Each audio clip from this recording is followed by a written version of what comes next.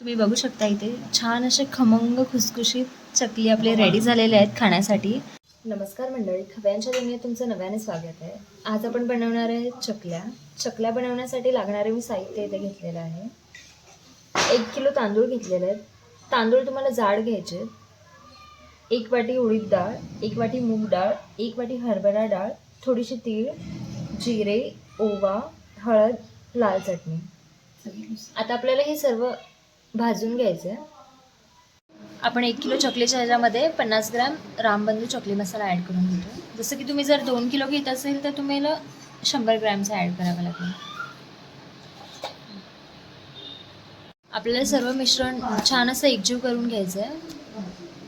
आपल्याला 1 वाटी तेल छान असं गरम करून ह्याच्यामध्ये मिक्स करायचं आहे आणि ते मिश्रण सर्व एकजीव करून घ्यायचं. त्याच्यानंतर आपल्याला पाणी ॲड करून हळूहळू घट्टसर असं मिश्रण बनवून घ्यायचं. तुम्ही बघू शकता आपल्याला जेवढं चकली बनवायचं तेवढं थोडंसंच पीठ इथे मळून घ्यायचं साईडला. सर्व जर तुम्ही मळून ठेवला तर पीठ ते सुकून जातं आणि आपली चकल्यासुद्धा व्यवस्थित बनत नाहीत. चला तर आपण चकल्या बनवायला घेऊयात. अशा प्रकारे आता इथे मी मीडियम साईजच्या चकल्या बनवून घेते. चकल्या बनवून आपल्याला तळून घ्यायच्या.